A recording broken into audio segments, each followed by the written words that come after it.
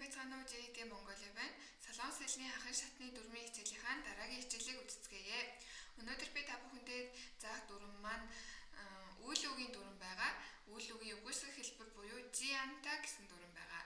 Энэ дүрмэнд болохоор үйл үг болон тэмдэг үйл үгийн үндсэнд залгаж үгүйсгэх утгыг илэрхийлнэ. Ашиглахдаа гээгүүлэгч их шиг алингаарч төгссөн байсан шууд Jianta гэдгийг залгаад шууд ашиглаж болно. За энэ дүрмийн маань жишээ нь болохоор эхний жишээ нь Цумарэнэн Паппужи Анаё.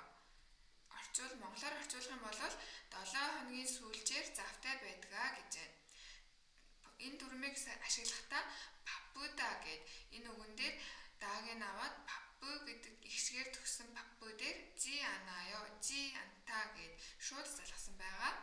За дараагийн жишээ маань 이 케이크는 달지 않습니다.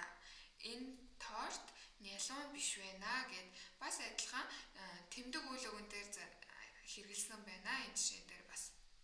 Дараагийн маань жишээ нь 저는 김치를 먹지 않습니다. Энэ дээр болохоор үйл өгөн дээр залгасан байна. Би 김치 иддэггүй гэд 먹다 гэд энэ идэх гэсэн үйл өгөн дээр иддэггүй гэж үгүйсгэсэн байна. Хоёр дахь жишээн дээр болохоор 달다 гэд нялуун гэдэг үгэн дээр 달지 않습니다 гэд ашигласан байна. Эхнийх жишээн дээр Паппуда дээр Паппужи Анаё гэж ашигласан байна.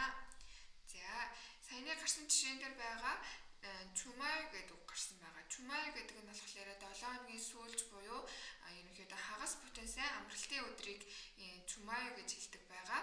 Дараагийн үг маань Паппуда гэсэн үг байгаа. Завгүй гэсэн утгатай үг байгаа тийм. За дараагийн үг нь кейк тайлда гэсэн үг байгаа. Торт нь болохоор маш нялуун байдаг шүү дээ тийм болохоор саяны жишээн дээр тортыг нялуун биш, энэ торт нялуун биш байна гэж ашигласан байгаа. За өнөөдрийн үзэх хэлцүүг маань болохоор 가슴이 시원하다 гэсэн хэлцүүг байгаа. Энэ нь болохоор 기분이 매우 좋고 가분하다 гэсэн утгатай байгаа. Сэтгэл санаа нь маш сайхан болж хөнгөн байна гэсэн утгатай. Монгол хэлээр орчуулах юм бол 가슴이 시원하다 гэдэг нь дотор онгойх гэсэн утгатай хэлцүүг байна.